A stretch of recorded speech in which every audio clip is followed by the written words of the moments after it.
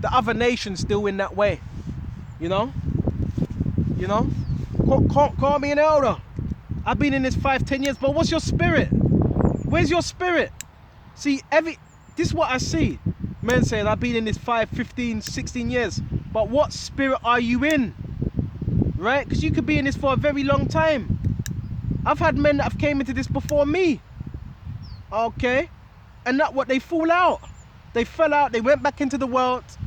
So, how does Yahushua look at someone like that? Yeah, they were in the truth 8 years. But if they're not enduring, when what? Do you still follow them? Do you still uphold them? The answer is no.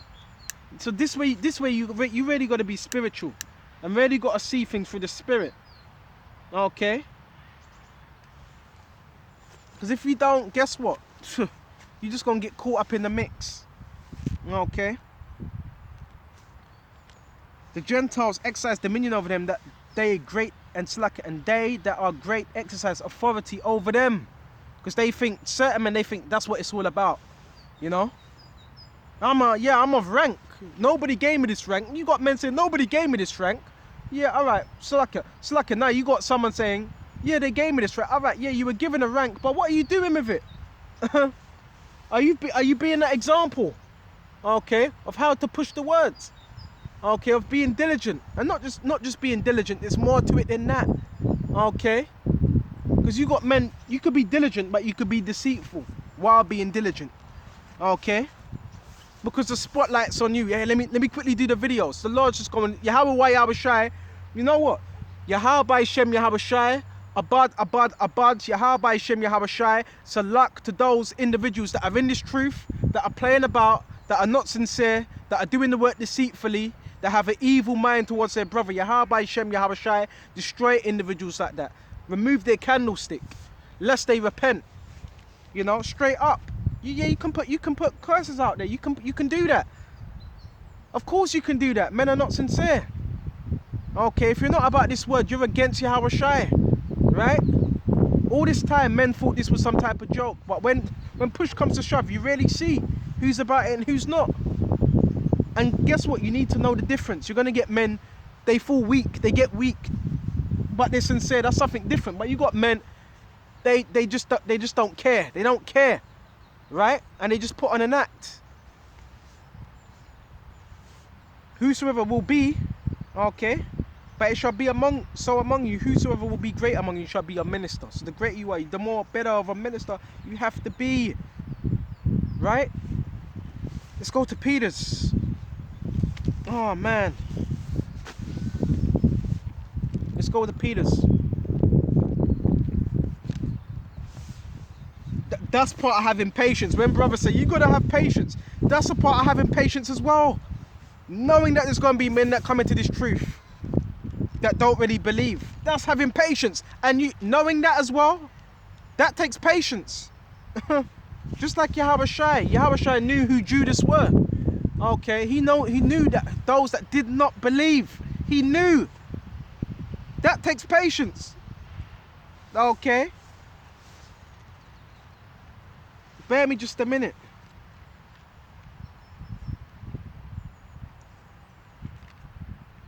We're gonna get distractions. We're gonna get things that happen, but it's about what? Maintaining. Bear me just a minute, Akiam. Okay, maintaining this faith. Prayer. Let's go to 1 Corinthians, and we're gonna grab Revelations 3 as well. Okay. Revelations 3 and where was it? 15. Okay, this is Revelations 3 and 15. Bear me just a minute. Revelations 3 and 15. I know thy works. This Yahushua is speaking. Okay. And I have to say that because men are so carnal. He says, I know thy works. Yahushua already knows. Okay, why? Because he created every spirit. Okay, he created the righteous spirits and he also created the deceitful spirits. Both of them. Okay. Revelations 3 and where was I? 15. I know thy works and thou art neither cold nor hot. So Yahushua already knows. You're not cold, you're not hot. You're in the middle. Okay, you don't really believe. You're just playing both sides of the fence. Okay. So then, I would that were cold or hot. So Yahushua is saying, I would that you were what, on fire for the truth. If not, you stay cold. Stay in the world. See, Yahushua was very, very austere. He wasn't in this effeminate spirit. He was austere. He was straightforward. You're either about the truth, you're either going to teach this word or you're not. Okay, you're either going to hang around, okay, learn, or just go back into the world. Go away. Okay, because now you're just a hindrance to brothers. Okay? But you're going to have men that do that until their missiles come. Okay? Our Lord could take you out some other way, because the Lord doesn't need to kill you. He could just take your spirit away from you. Okay, and you're still going to camp. Okay? So then, because they are lukewarm, this is the warning, and neither cold nor hot. This is what happens. I will spew thee out of my mouth. So this is what Yahushua will do. Okay, he will spew thee out of his mouth. So if you're spewed out of his mouth, Yahushua no longer delights in you. He no longer delights in your sacrifice. You're spewed out. Okay. That means now you have what, the spirits of what, demons on you. You're a part of this world. Once you're spewed out, that's it. So when you're reading these scriptures, you're supposed to be in fear. And when you spew something out, it's not pleasing, it's distasteful. So you got men in the truth, they're distasteful. Okay? You spew something out and you don't want nothing that's lukewarm. You're cooking a meal, you want it to be hot. Okay? You're drinking a particular drink, you want it to be what, cold? Cold or hot? One of the two. Okay, but when it comes to food, you want your food to be hot. Okay? Same thing in this truth. And that's what Yahushua requires. So then, because they are lukewarm, neither cold nor hot, I will spew thee out of my mouth. Because thou sayest, I am rich, and increase in goods, and have no need of nothing. This is men that get comfortable in the truth. They get too comfortable. Right? And they think, you know what, I got everything, you know, I got to put a little position here in this world. That's men that are comfortable. And with goods and have need of nothing, and know it's not that are not wretched, that are wretched and miserable and poor and blind and naked. Always remember, why did you come in? Why was you brought into the truth? Why? Because there was something wrong with you. I know there was with me. There was something wrong. Some men never came in for that reason. Some men came in because this was just cool. It was cool. The fringes, they saw the fringes. Okay, it was just something to do. It was just something to pass time. These are individuals that fall out. Okay. Oh man.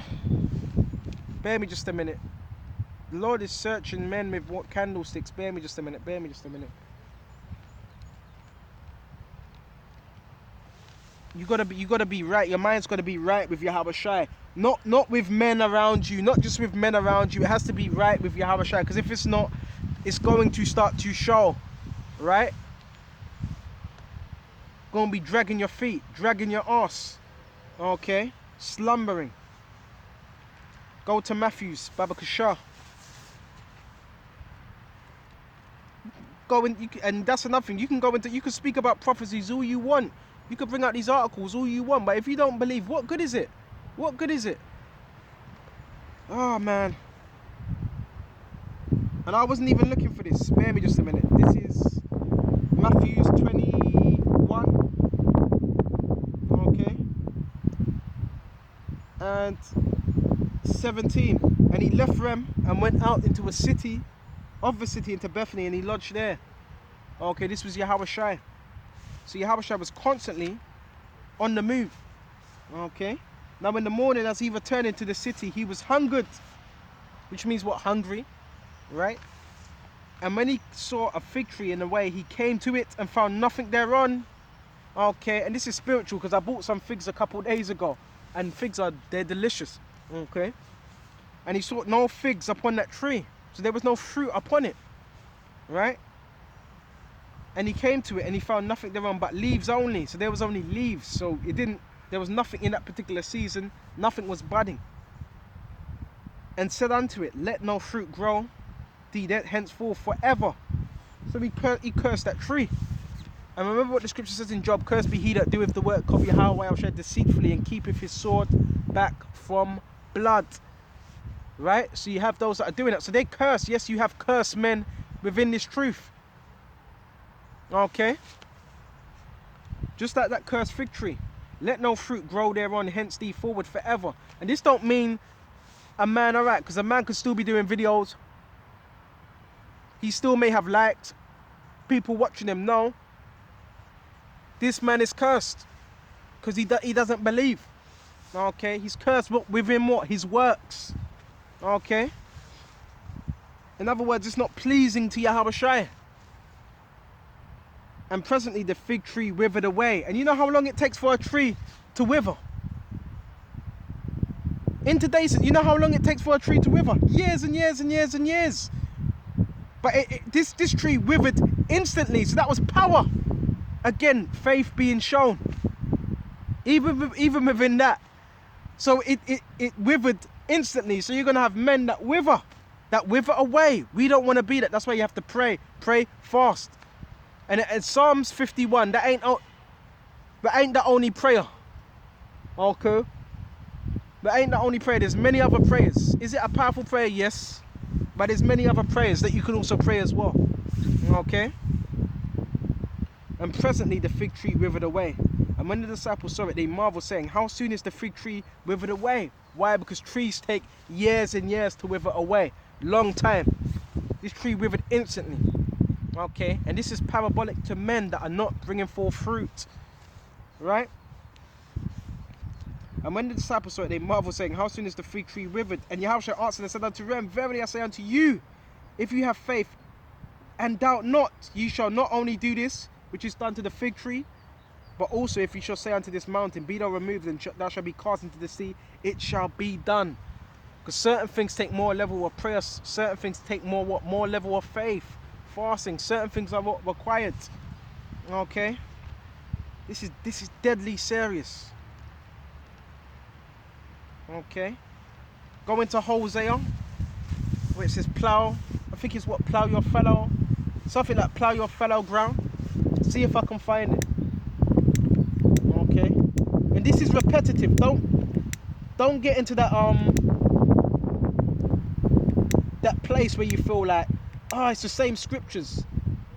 And even if you are into that position where it's the same scriptures, well, your experience with the scriptures, it should come out a different way. You always learn something new by the scriptures you're going to. Always.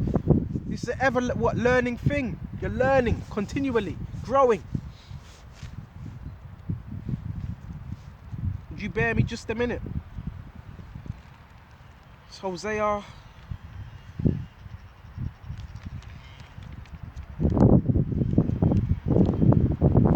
Okay, Hosea. See if I can find it. Baba Kashar, I believe it's something. It's maybe Hosea 12. Hosea 12. If I can't find it, I'll move on. But I know it's somewhere in Hosea where it talks about toiling the ground, because it's a toil. Alright?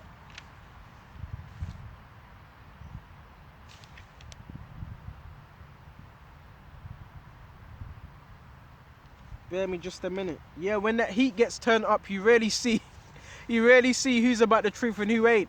Okay. Faking the funk. Where was it? Hosea. Come on. Hosea 12, Hosea 14. See, I can't find it. Bear me just a minute. Go to Hosea 6. Okay. Toil up your fallow ground.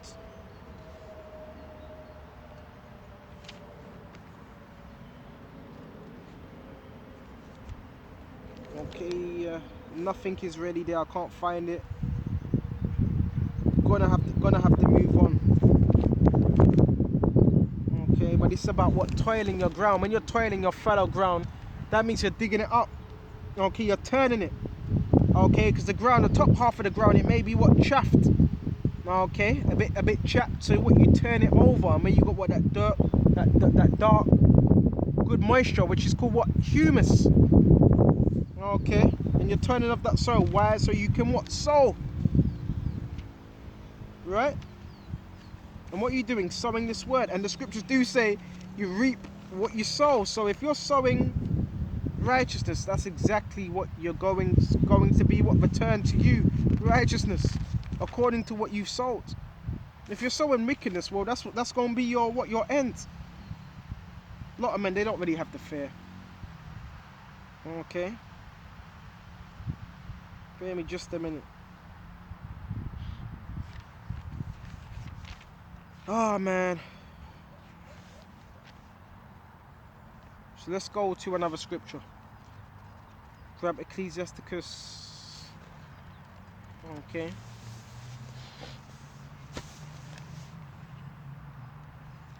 Go to Ecclesiasticus. See if I can find it. I think it's 33. Okay. You could say double honors to the elders all you want. You could be you could give all that lip service all you want. If you're not about the truth, eventually it's going to be shown. Right?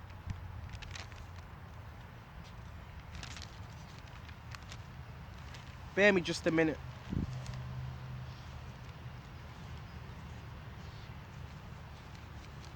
But that needs to happen, because you need examples of men that were what? Fake and phony. You need that. That needs to happen. Right?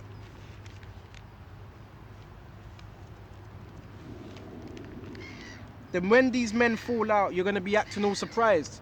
Oh no, but I thought he was a brother. No, he was just faking all this. He was faking all this time. Ecclesiasticus 6 and I think it's 19. This is Ecclesiasticus 6 and start at 18. My son, gather instruction from thy youth up, from a young age. That's why Yahweh calls men at a very young age. Right? From thy youth up. So shall I find wisdom to thy old age. So this is a constant thing where we got to be what? Laboring. Okay? And it says, come unto her as one that ploweth. You see? What's plowing? That's you toiling. That's you what? Digging up the ground. You're plowing. And soweth. Okay, what are you sowing? The seeds of righteousness to the best of our ability. That's what you're sowing. Okay? So when you're sowing, what are you doing? You're sowing the word. Okay? And wait for her good fruits. So it says wait. That's patience. Okay? For her good fruit. Because in due time, when you plant a seed, what springs up? Fruit. Okay? First it's a plant. Then with that plant, turns into what? A fruit. It starts to bud in due season. So you have to wait. For thou shalt not toil much in labouring about her. Okay, and the reason why it says her, because her is what Sophia. You got to put time into her. Okay? Like with a woman. You don't put time into your woman. Your woman gets fed up and she leaves you. So that's how it is with this truth. It's the same thing. Okay? Toil much in labouring about her, but thou shalt eat of her fruits right soon. Right soon. In an appointed time. Okay? So yeah, there is, when you're doing this labour, you get to see the fruit of your labour, and there's nothing that's more joyful than that. You actually getting to see the fruits of your own labour. Okay? Because you put in that time. You weren't faking. She is very unpleasant to the unlearned. He that is without understanding will not remain with her. And that's why you may get individuals that say, oh, you know, they don't want to do this anymore. They get fed up. They're sighing, they're and ahhing. Because what? This truth, it becomes unpleasant to them. It becomes a heavy burden. When Yahweh said, cast thy burden upon me. Okay? Wherever we're struggling, you have to cast them burdens upon Yahweh, and he will deal with that. Okay? He that is without understanding will not remain with her. Because a man that has understanding, he realizes, well, you know what? I'm laboring, taking time. You know, things take time. Perfection takes time. But if you keep pushing, you're going to understand the reward. But a man without understanding, he's going to see this as, well, it's not profiting me. You know, a wicked man, that's how he sees this truth. It's not profiting me in the flesh. I'm not making money out of it. You know, that's how a wicked man sees it. You know? That's how a wicked man sees the truth. Okay? He treasures the world more than his truth. She will lie upon him as a mighty stone of trial. Because Sophia, what does wisdom do? It tests you. And what does the scriptures deal with? Trials, tribulations. So this wisdom is like a stone upon someone's back.